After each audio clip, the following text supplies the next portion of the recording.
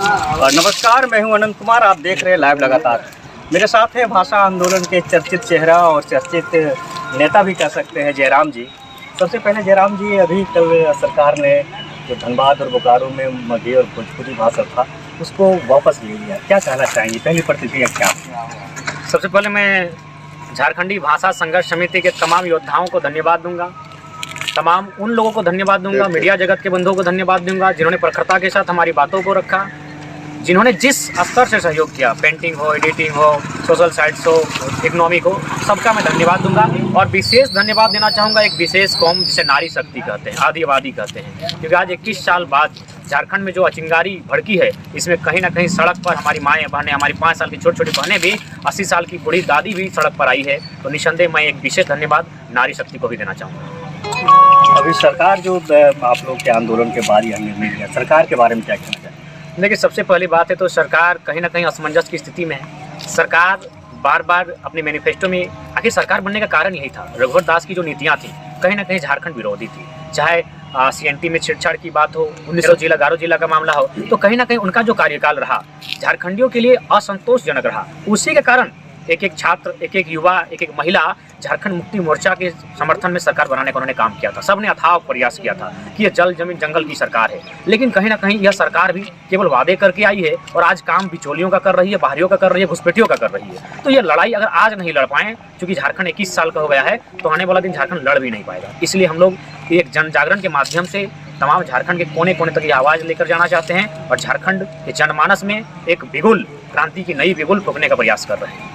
इस बीच आरोप भी लग रहा था कि कुछ जो सत्ता के विरोधी दल हैं वो लोग भी आपको हवा दे रहे थे, अपने साधन मुहैया करा रहे थे ताकि इस आंदोलन को आगे बढ़ाए हो और सरकार की बदनामी हो। जी नहीं, अगर आप चाहें तो मैं आपका एक अपना वीडियो मैंने रखा है, क्योंकि मैं सत्य के साथ हूं और मैं सत्य को कभी आँच नहीं आता है। 2019 में गुरु जी की सभा थी, उस सभा में मैंने 5.5 मिनट का भाषण दिया था। वो वीडियो अभी भी इंटरनेट में मिलेगा, आप जाके देख सकते हैं। वो सभा गुरु जी की थी, उसमें सत्तारूढ़ दल के सचेतक यहाँ स्थानीय विधायक टुंडी के मोत्रा प्रसाद महतो भी सभा में थे। तो जो व्यक्ति आपके सभा में संबोधन कर रहा है उसे अगर आप जोड़ते हैं कि विपक्ष का है, तो आप पहली बात आपकी मति मारी गई। हाँ, अब ये प्रश्न है कि हम विरोध में क्यों आए भाई, हम तो सत्ता का कोई प्रचार करते थे। तो मैं एक स्टूडेंट हूँ, मैं कभी 5 साल में एक बार मैं किसी पार्टी के साथ जाता हूँ, क्योंकि भारत एक लोकतांत्रिक देश है। मैं एक स्टूडेंट हूँ और मैं जानता हूँ, मैंने 8वीं क्लास में पढ़ा है कि सवाल सरकार से किया जाता है, प्रश्न सत्ता पक्ष से किया जाता है, किसने क्या क्या उससे मतलब नहीं है, सवाल सत्ता से होता है। तो मैं एक जागरूक झारखंडी होने के नाते मेरा कर्तव्य है कि सत्ता की आंख में आंख मिलाकर बात करना, चाहे वो बुरा माने या अच्छा माने, लेकिन सच्चाई यही है। इंटरनेट में वीडियो है, आप देख सकते हैं, गुरु जी को सभा को मैंने संबोधन किया है। इसलिए अगर विपक्ष की बात करते हैं तो वो निहायती मूर्ख किस्म के लोग हैं जो इस तरह की टिप्पणी और बातें करते हैं। अब आगे की लड़ाई क्या होगी? आगे की लड़ाई होगी सरकार के मैनिफेस्टो से ही लड़ना है। आपने खतियान की बात कही है, आपने 75% प्राइवेट सेक्टर में भी स्थानीय लोगों को नियोजन की बात कही है, आपने कल कारखानों में यहाँ के लोगों के नियोजन की बात कही है, आपने विस्थापन की बात कही है। उन सारी नीतियों का आपको अमल करना होगा। आपको खतियान आधारित डोमिसाइल बनानी होगी, नियोजन नीति बनानी होगी, आपको उद्योग नीति बनानी होगी और विस्थापन नीति बनानी होगी। विस्थापन नीति को मैंने अब ऐड किया है कुछ लोगों को समझने बूझने के बाद, क्योंकि सर आप कहीं भी जाइए, आप चांडिल का डैम जाइए, मैथन का डैम जाइए, पेंचियर जाइए, कोणार्क जाइए, कहीं जाइए, जो आबादी प्रभावित हुई है, बोकारो का सेल जाइए, टाटा जमशेदपुर जाइए, हिडाल्को जाइए, HEC जाइए, कहीं जाइए, जो आबादी प्रभावित हुई है वो कौन लोग थे और जो आज प्रभावित होने के बाद कल कारखानों में नौकरियां कर रहे हैं, लाखों अरबों रुपए कमा के जा रहे हैं, वे कौन है, इस पर भी शोध किया जाए। तो हमारे लोगों को 21 साल में झारखंडियों को केवल मिला है विस्थापन और इसके अलावा कुछ नहीं मिला है।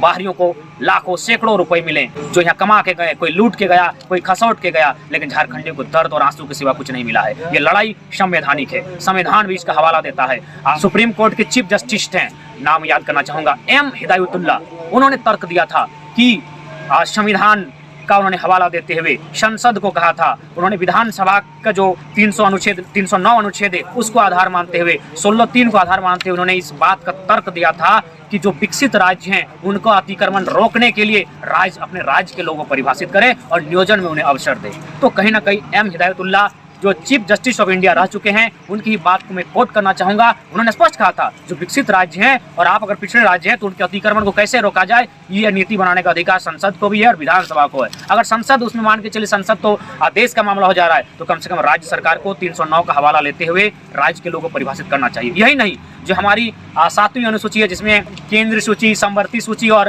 राज्य सूची है, राज्य सूची संख्या 41 में भी इसका विवरण दिया गया है कि राज्यवासी को चिन्हित करके उसे नियोजन का अवसर दिया जाए ताकि वह उत्थान हो सके, उसका कल्याण हो सके। हम संवैधानिक लड़ाई की ओर हैं।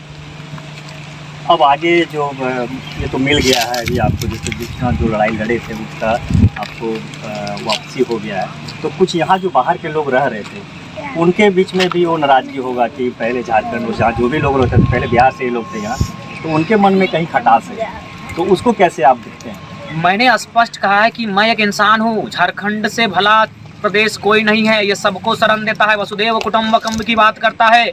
मैंने स्पष्ट कहा है, यदि कोई लोग ऐसे हैं जो मेरे भूभाग में, मेरे नहीं हमारे भूभाग में सदियों से बसे हैं झारखंड में, तो सरकार उन्हें चिन्हित करे, लेकिन शर्त है इस भूभाग के अलावे उसका कहीं खेत खलियान नहीं होना चाहिए, क्योंकि हम दोहरी आइडेंटिटी जो रखते हैं उसके प्रति कोई सहानुभूति नहीं रखेंगे। जो यहाँ के बन चुके हैं, यहाँ के रह चुके हैं, जो जिनका इनका यहाँ के अलावे कहीं जमीन नहीं है, खेत खलियान नहीं है, उन्हें सरकार तय करे, सर्वे करे, उनके लिए 5%, 7% जो भी रिजर्वेशन बनता है करे, बिना खतियान के, हमें आपत्ति नहीं है। लेकिन जो लोग दोहरी आइडेंटिटी के साथ हैं, कुछ दिन पहले की बात है, 5 साल बगमारा की प्रमुख बनकर एक महिला यहाँ रहती है और 5 साल प्रमुख कार्यकाल के बाद वो जाती है बिहार और वहाँ पुलिस बनने का काम करती है, तो ऐसे लोगों को झारखंड में बर्दाश्त नहीं किया जाएगा। आप यहाँ भी वहाँ भी, ये बेईमानी है, हम बेईमानी के खिलाफ लड़ रहे हैं। अगर कोई लोग हैं जिनका यहाँ के अलावा कुछ नहीं है, धीरे धीरे आप यहाँ के हो जाइए, यहाँ की भाषा, यहाँ की संस्कृति, यहाँ की लोक परंपराएं सीखिए और झारखंडी बन जाइए, आपका स्वागत है। बाहरी भाषा, बाहरी संस्कृति के साथ आप यहाँ रहेंगे, स्वीकार नहीं होगा, क्योंकि कहीं ना कहीं आने वाले दिनों में वो आपस में टकराएगी और हम उस टकराहट को रोकना चाहते हैं, क्योंकि हम लोग भोले भाले लोग हैं, हम लोग आपसे नहीं सकेंगे। आप लोग तेजतर्रार लोग हैं,